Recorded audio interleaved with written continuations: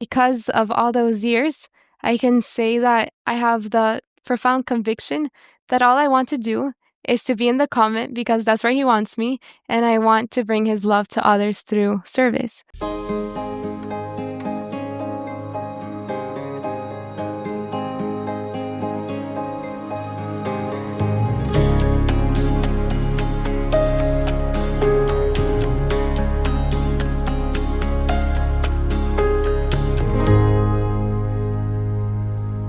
So I'm here with Sister Alexia of the Servants of the Pierced Hearts of Jesus and Mary, and I'm so excited to get to share you with the ladies of She Shall Be Called a Woman.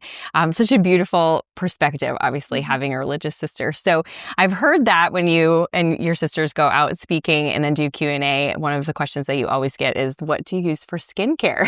Which I think is such a beautiful question, because I think we've all experienced that, seeing a religious sister, even look like Mother Teresa, and say, like, she's so beautiful.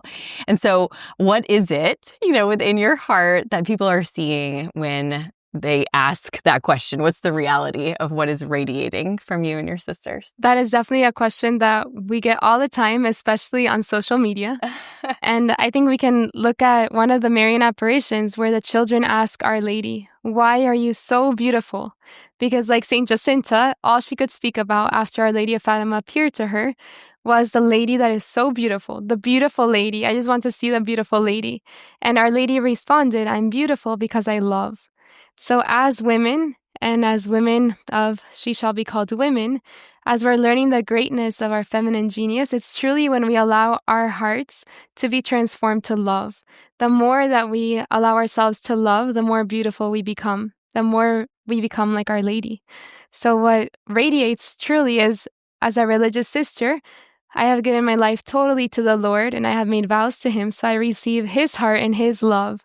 So what fills my heart is his love, and that's truly what I try to communicate to others. So the more that we love, the more beautiful that we will be. Love it. And again, I think that we've all experienced it. I was a youth minister for a long time, and one of my teens entered into the convent, and when they take their final vows, they actually wear a white dress and a veil and all of these things. And so her mom sent me a picture of her, and she was just like, all that you could see was bride. When you looked at her, like, you could see just the glow of her marrying the spouse that she had longed for all of her life as she was taking those final vows. But I think that you get to carry that with you as you wear your veil for the rest of your life. You get to wear your wedding dress for the rest of your life. So as you were discerning your vocation, I know that you have a really beautiful vocation story.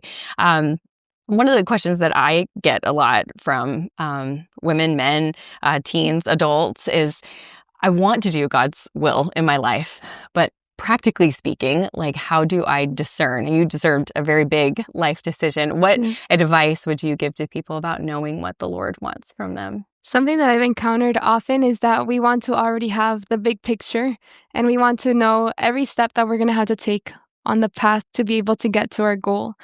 But the Lord doesn't work in that way. So as we look at Our Lady, we see how she was simply in her home in Nazareth, and the angel appeared to her, and the only question that Our Lady asked was, how will this be?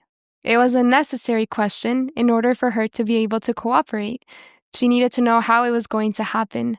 But sometimes we can want to know every detail before we give our yes. And the Lord is always going to present to us just one step.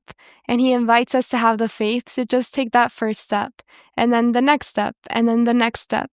And little by little, as we begin to walk, the Lord will go unfolding his will for us. So my advice is simply be attentive to the Lord's invitation and to the doors that he begins to open, because he will always invite us to one step. And as we walk, we'll be able to see. Just as he also said, walk and I will show you the land that I want to give you. So we walk and we go discovering the Lord's will. It's only in time that we get to see the big picture. I love it. What do you feel like in your own discernment journey? Sometimes the journey is even more formative as our destination of where we end up. Within your discernment journey of your vocation, what do you think the Lord did in your heart in that time?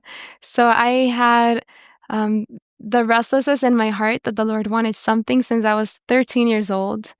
So definitely, I believe that the Lord went forging my character through my discernment, because as I was discovering His will for my life and feeling that call to be totally His, I didn't necessarily have the support of others saying, yes, you're 15 years old, run away to a convent, but even in spite of that, the Lord had to purify my heart to really only desire to respond to Him, but also I had to have the courage to be faithful to what He was asking. And there were moments when I had to make difficult decisions, but I truly believe that all that He formed in my heart during that time, so from when I was 13 years old until I was 18 years old, have really, humanly even, has helped me to be faithful to what He asks of me now. Because all I wanted was to go to the convent because He wanted me there so that I could love Him and serve and bring others the love that He had given me. And so as we grow up, life becomes sometimes a little more complicated. But because of all those years, I can say that I have the profound conviction that all I want to do is to be in the convent because that's where He wants me, and I want to bring His love to others through service. Beautiful. So definitely the time of discernment and formation is a formative time that allows us to then be faithful to the choice we make. So beautiful. I think it's really special listening to you speak, giving your talks for this program, and your parents were here listening. And I was just thinking the whole time, like, what is it like looking at your daughter and hearing her like speak about the Lord in this way? And I think in a particular way, especially for daughters, but also for sons, like for sons, they see the priest in their life and they, can imagine what it's like. But for so many of us as parents, like we want to foster an openness to a vocation of religious life in our children. What kind of practical advice could you give to us as parents for encouraging our kids to be open to that option, or open to what the Lord is calling them to do? So parents have an incredible gift because they have been given by God the gift of their children. And something that we always remember is that we were the Lord's first. God creates us, but each child is placed in the home of a family, and they're part of that family.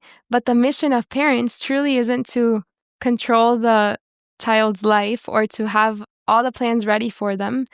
Rather, it's to form that child, just like St. Joseph and Our Lady did in Nazareth, to form that child human, spiritually, academically, form him in totality so that he or she can one day become all that the Lord desires. I can speak in my own experience. The formation that my parents gave me allowed me to respond with greater freedom to the Lord's call. And so sometimes parents want to have the plan set out, or they have a dream that they hope their children are going to one day realize. But when we grow up, we have to first be able to say, Lord, what is it that you want? And so when parents are able to teach their children to ask that question, then it gives them the freedom to listen to the Lord.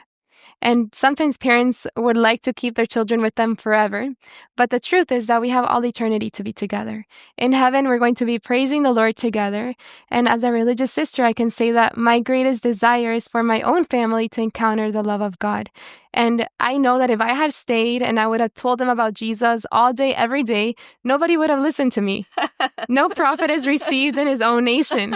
So in my own life, the Lord called me to the convent to go serve others, but He also took care of my things. He was the one who placed people in my parents' lives that helped them encounter Him. And so I see the beautiful way that the Lord has provided for my family and how much they have grown in their love for Him.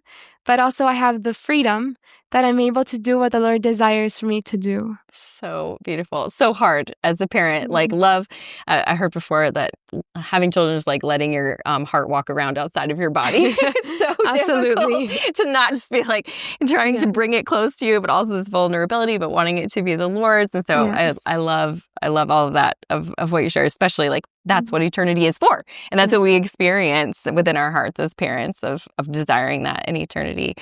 What is the Lord doing in your heart right now in this season? So it has been so beautiful. Only about a month ago, I professed my perpetual vows in my institute with 5 other sisters. So exciting. And it has been such a beautiful time of making memory, because as we prepare for 6 months for our perpetual vows, we go back and we begin to make memory of everything that the Lord has done.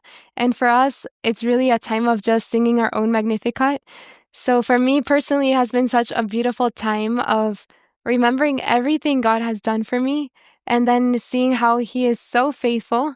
So the theme song for our perpetual vows became the goodness of God. All my life, you have been so faithful and you have been so good. And with every breath, I want to just sing of the goodness of God. So it's really for me a time of just giving thanks to the Lord. I am so grateful that He called me. I would have never imagined that I would have been a sister. I don't know if I would have called myself, but in His mercy, He did. And so because of that, I can make of my life a gift of love. I can spend my life serving others, bringing them to the Lord. And I can honestly say that I don't know if there's any greater satisfaction than that. Just to know that I'm simply a small instrument. My mother foundress, Mother Adela, always says, I just want to be the smallest daughter of Our Lady. I just want to be her fit instrument, be that channel so others can encounter her Son. And that's what I do all day, every day. I just bring others to encounter this incredible love that I have had the privilege of knowing in my own life. So beautiful. Thank you so much, Sister. Thank you, Katie. For your being a part of all of this. I feel like listening to you is always like draws me to prayer. So I'm so excited for everyone to get to experience the joys of your heart in the way that you articulate it so beautifully. Thank you so much, Katie. Yes, God bless you. It has been a joy.